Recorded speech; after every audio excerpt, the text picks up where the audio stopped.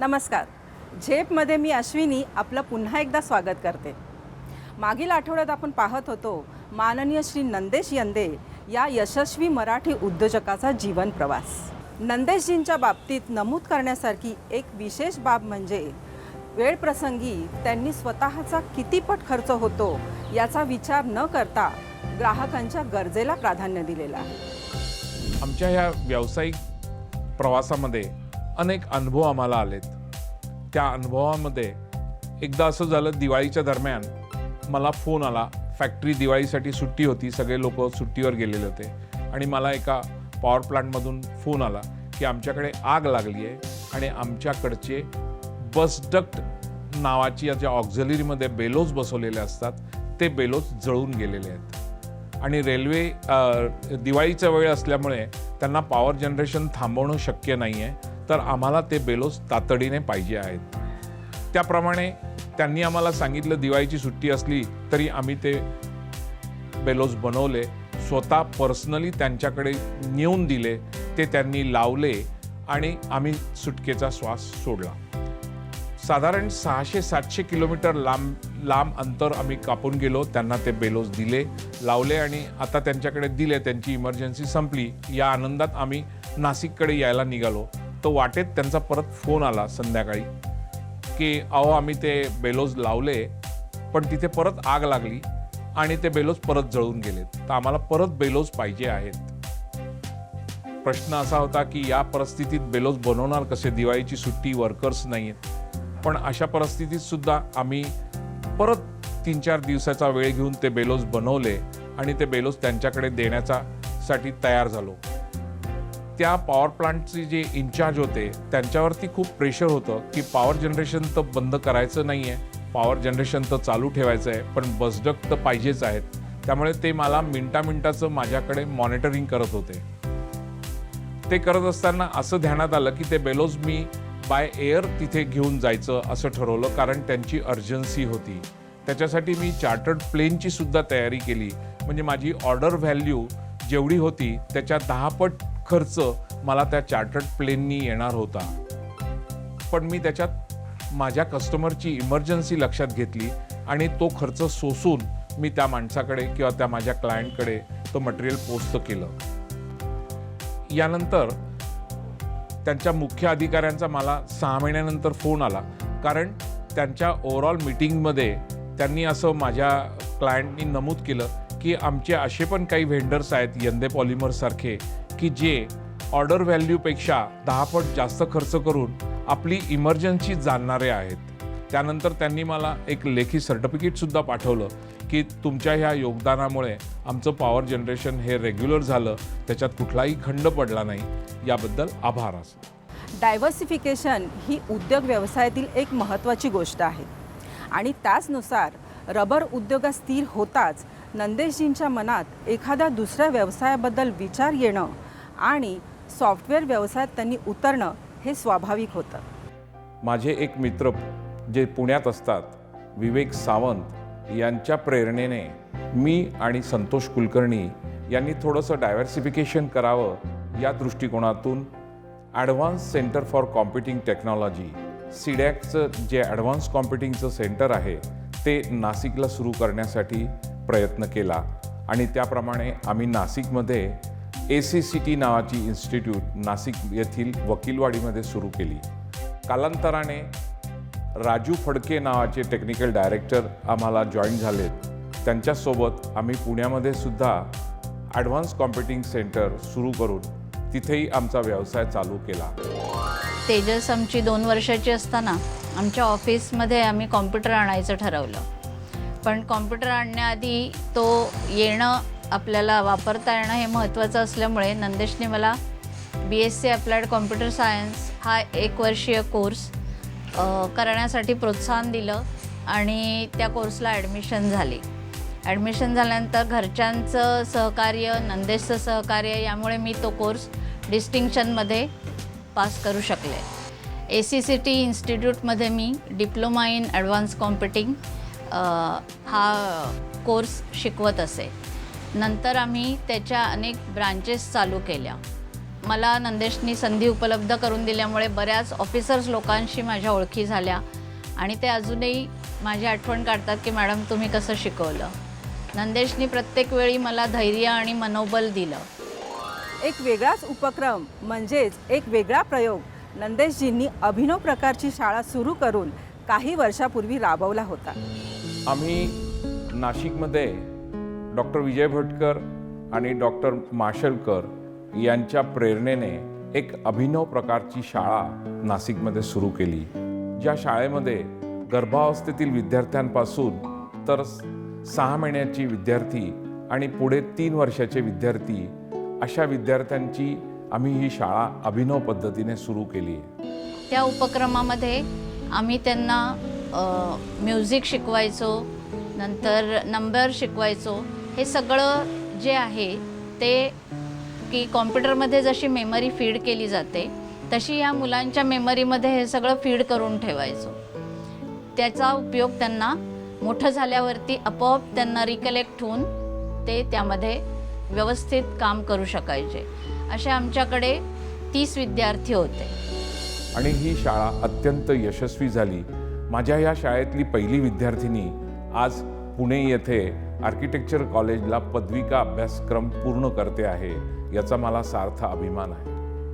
नंदेश यंदे आणि स्मिता यंदे यांनी इंडियाना नावाची एक आधुनिक संकल्पना असणारी स्कूल नाशिकमध्ये चालू केली होती.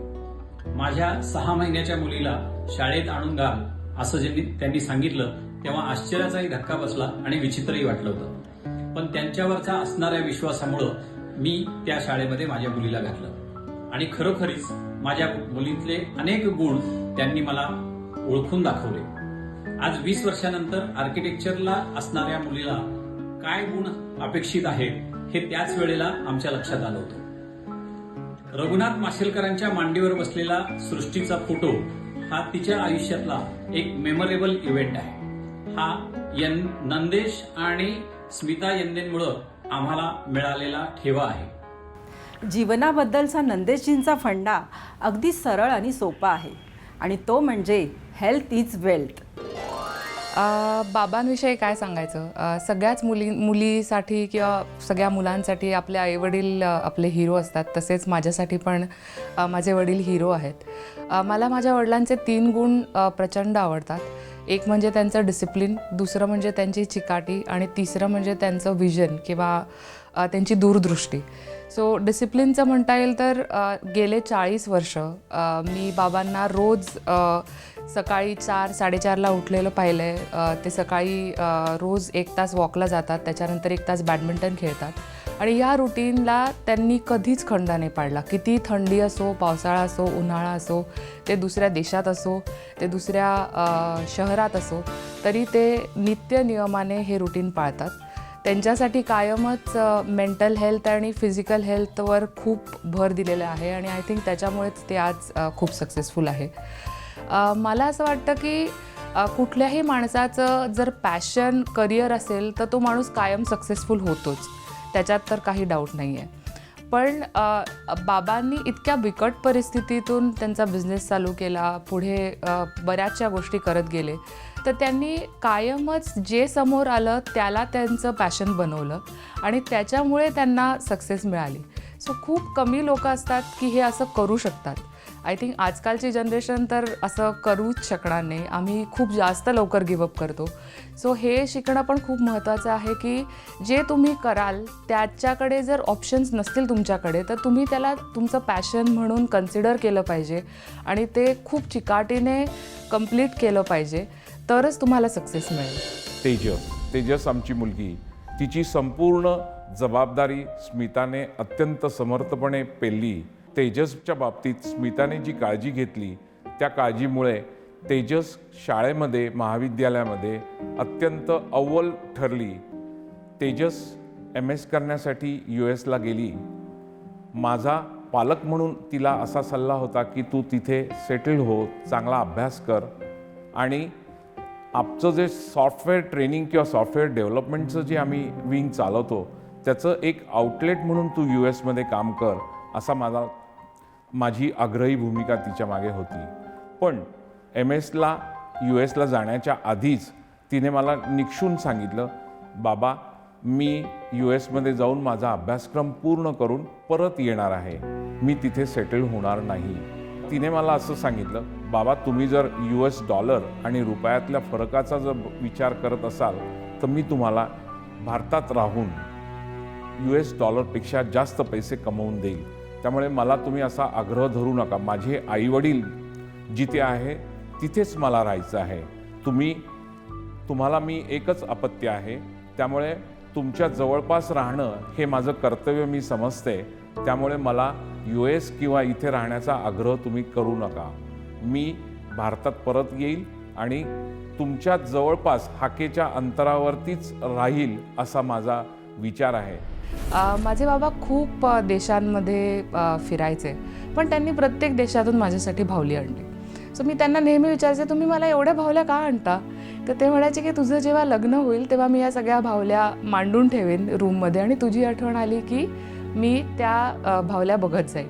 पण आय थिंक मी त्यांना तो चान्सच देत नाही, कारण मी सारखी त्यांना भेटायला येत असते किंवा ते मला भेटायला येत असतात. त्यामुळे त्यांना माझी आठवण काढायची वेळ येत नाही. पण माझ्याकडे ते बाहुल्यांचं कलेक्शन अजूनपर्यंत आहे. माझ्या आईने ते अजून सांभाळून ठेवलं आहे. सामाजिक कार्यातही नंदेशजी तितकेच कार्यरत असतात. जागतिक मराठी परिषद, जागतिक Marathi chamber of commerce and industries आणि federation of Indian chamber of commerce इत्यादींच्या कामकाजात नंदेशजींनी योगदान दिलेलं आहे.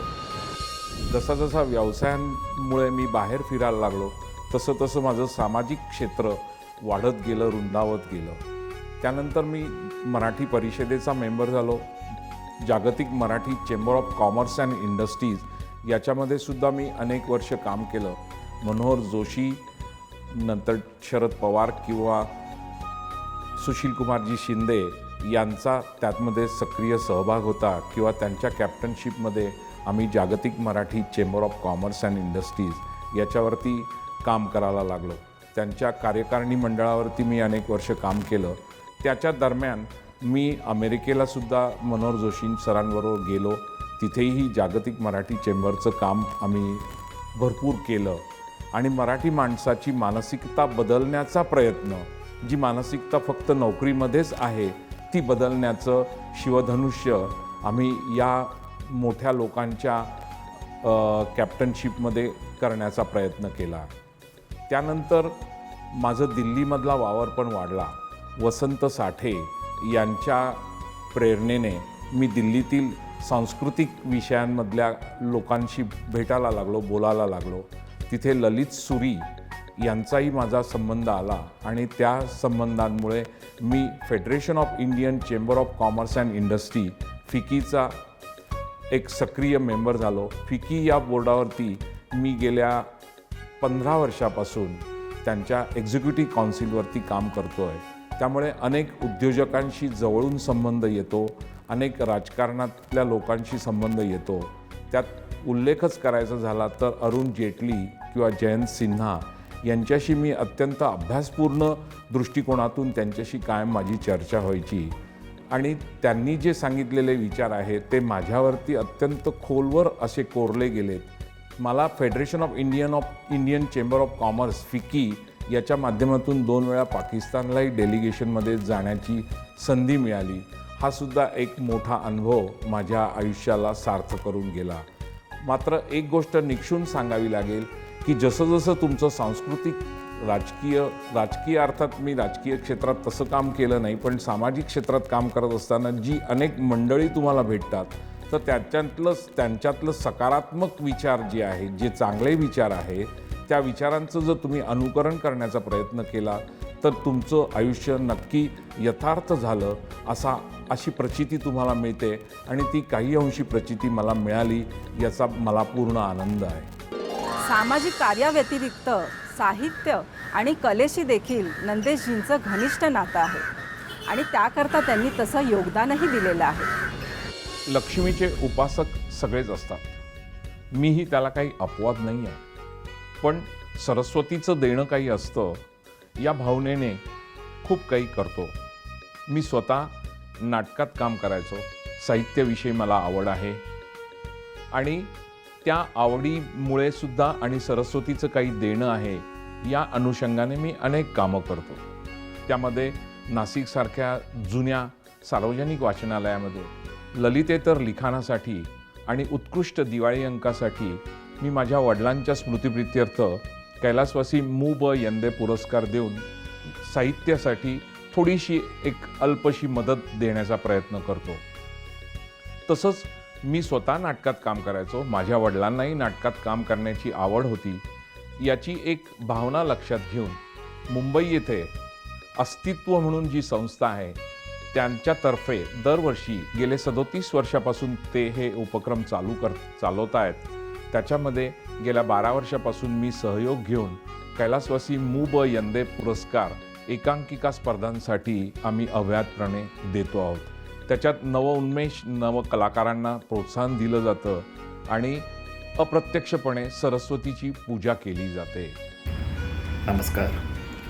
अस्तित्व आयोजित कल्पना एक आविष्कार अनेक अभिनव मराठी एकांकिका स्पर्धा. ही स्पर्धा कैलासवासी मुरलीधर बळवंत यंदे यांच्या स्मृतिप्रित्यर्थ दरवर्षी आयोजित केली जाते. गेले 37 वर्ष ही स्पर्धा महाराष्ट्रात आयोजित केली जात आहे. प्रत्येक वर्षी या स्पर्धेसाठी एक मान्यवर कल्पना सुचवतात आणि त्या कल्पनेवर महाराष्ट्रभरातले रंगकर्मी वेगवेगळे आविष्कार सादर करतात. मागच्या 12 वर्षापासून ही स्पर्धा कैलासवासी मु. ब. यंदे पुरस्कार कल्पना एक आविष्कार अनेक या नावाने आयोजित केली जात आहे. मागचे 12 वर्षापासून मुरलीधर बळवंत यंदे यांचे सुपुत्र श्री नंदेश यंदे आणि अस्तित्व संयुक्त विद्यमाने ही स्पर्धा आयोजित करत आहेत. तसंच शिक्षणासाठी सुद्धा आम्ही अनेक विद्यार्थ्यांना मदत देत असतो.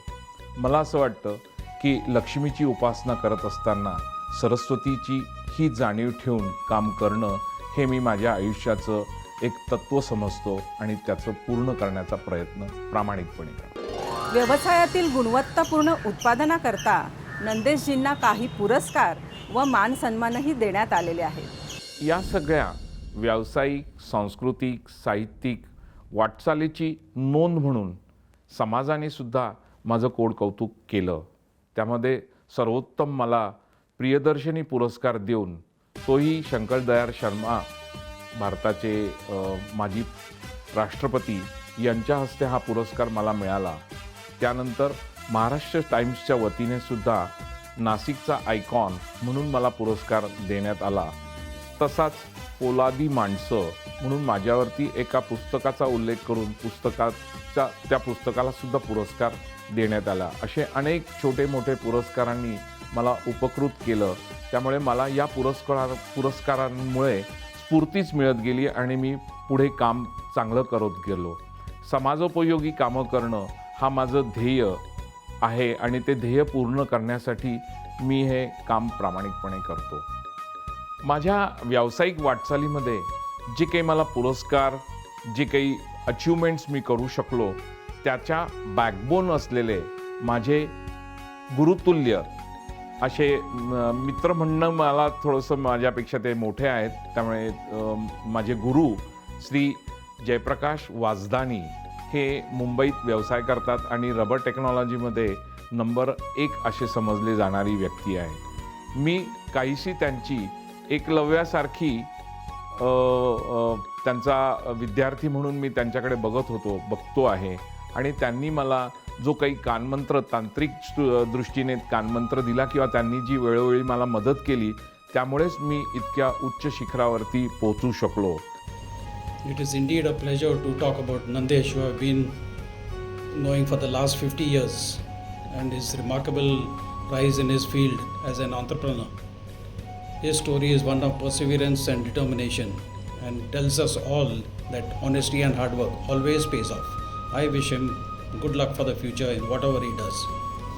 सामाजिक आणि सांस्कृतिक क्षेत्रात कार्यरत असल्यामुळे प्रतिमा आणि प्रतिभासंपन्न लोकांशी नंदेशींचा संपर्क येत राहिला.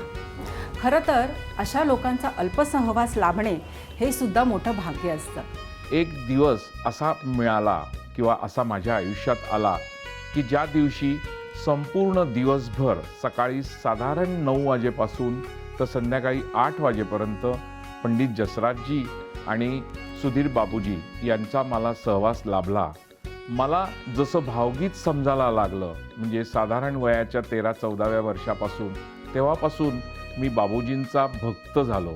दुसरा अनुभव असा सांगायचा की तात्यासाहेब शिरवाडकरांच्या मिसेस आणि माझी आई या सख्या चुलत बहिणी, त्यामुळे लहानपणापासून माझं त्यांच्याकडे जाणं येणं हे कायम असायचं. शाळकरी असताना लहानपणी एकदा आईने मला काहीतरी त्यांच्याकडे डबा पोचवायला सांगितला, खाऊचा काहीतरी, आणि मी तो गेलो धावत आणि त्यांच्याकडे तो पोचता केला. मधल्या घरामध्ये तात्यासाहेबांकडे कोणीतरी पाहुणा आलेला होता आणि त्यांची चर्चा चाललेली होती, पण बाहेरचं कोणी मोठी माणसं तिथे असताना आपण घुटमळणं योग्य नाही म्हणून मी तिथून काढता पाय घ्यायचा प्रयत्न केला. पण तात्यांनी माझ्या खांद्यावर हात ठेवला आणि मला म्हणाले, बैस. मला तात्यासाहेबांनी सांगितलं की तू यांना नमस्कार कर आणि मग जा. नंतर माझ्या लक्षात आलं की ती मोठी व्यक्ती होती भाई. भाई म्हणजे पु ल देशपांडे, म्हणजे साक्षात सरस्वती तिथे अवतरली होती. कुटुंबातील वरिष्ठ, समाजातील वरिष्ठ, मित्रपरिवार, गुरुजन आणि व्यवसायातील ग्राहक इत्यादींचा नंदेशी सतत आदर करत आलेले आहेत. त्यांच्या ऑफिस स्टाफची पण कुटुंबासारखी ते काळजी घेतात. लहानांपासून मोठ्यांपर्यंत सर्वांना हवेहवेसे वाटणारे, सर्वांच्या सुखदुःखात समरस होणारे असे आमचे यंदे सर आहेत. राजा मनाचे व्यक्तिमत्व आहेत. साहित्य, छंद, कलाप्रेमी असे हुरहुरणारी व्यक्तिमत्व आहे जे यंदे सर आम्हाला लाभलेले आहेत. तसेच बरंच त्यांच्याकडनं शिकण्यासारखं आहे. काही त्यांचे विचार, त्यांची सगळी ज्या काही गोष्टी आहेत त्या आम्ही आत्मसात करून आमच्या जीवनात त्या करण्याचा प्रयत्न करतो. मी यंदे पॉलिमर्समध्ये गेल्या 30 वर्षापासून काम करते आहे आणि सरांचा बिझनेस कसा ग्रो होतो आहे हे अगदी जवळून बघितलं आहे. त्यांची चिकाटी, मेहनत, कष्ट, जिद्द हे सर्व आम्ही खूप जवळून बघितलं आणि त्यांच्याकडून खूप शिकण्यासारखं आहे की कसं त्यांनी हे ग्रो केलं. आणि 30 वर्ष टिकण्याचं कारण म्हणजे आम्ही एक फॅमिली ॲटमॉस्फिअरमध्ये काम करतो आणि सरांनी आम्हाला आधीच सांगितलं की हे आपलं एक कुटुंब आहे. असं म्हटल्यावरती आम्हाला ते कुटुंब प्रमुख म्हणून आम्हाला वाटू लागले आणि आम्ही त्यांच्यासाठी तसंच काम करू लागलो. सरांनी आमची खूप काळजी घेतली. आमची तर घेतलीच, पण आमच्या घरातल्या लोकांचीसुद्धा त्यांनी खूप काळजी घेतली. चौकशी करतात वेळोवेळी आमची मुलांची वगैरे सर्व. आणि आम्हाला जे आर्थिक मदत पाहिजे किंवा काय ते सर्वांना त्यांनी खूप केलेलं आहे. त्यांनी केलं म्हणून ते खूप चांगलं आहे असं नाही. त्यांचं नेचरच तसं आहे की सगळ्यांना हेल्प करणं. आम्हाला तर करतातच, पण इतर लोकांनासुद्धा ते इन्व्हॉल्व करतात. त्यांनाही काय त्यांच्या अडचणी आहेत त्या सॉल्व्ह करतात. प्रत्येक व्यक्तीला हव्यास हा असतो. हव्यास पैशाचा असेल, हव्यास अनेक गोष्टींचा असू शकतो. पण मला हे कळतं की नुसता हव्यास करून उपयोग नाही आहे, पैशाचं संचयन करून उपयोग नाही आहे. वर जाताना सगळं इथेच ठेवून जायचं आहे. पण हव्यास करताना मला एका गोष्टीची नक्की जाणीव आहे की जो 1 रुपया मी आज कमवतो आहे तो रुपया संपूर्ण माझा नाही आहे. त्याच्यात माझ्या आईवडिलांचं, माझ्या गुरुजनांचं, माझ्या समाजाचं, माझ्या वेलविशरचं आणि सभोवतालच्या सगळ्या लोकांचं कॉन्ट्रीब्युशन आहे आणि उरलेलं माझं आहे. त्यामुळे मी ते देण्याचं काम करतो. स्वतःसाठी सगळेच जगतात, पण दुसऱ्यासाठी जगणं यालाच खरं जगणं आहे असं मी समजतो. धन्यवाद.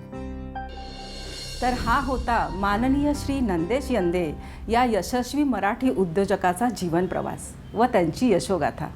भेटू पुढील आठवड्यात याच दिवशी याच वेळी. जय हिंद, जय महाराष्ट्र.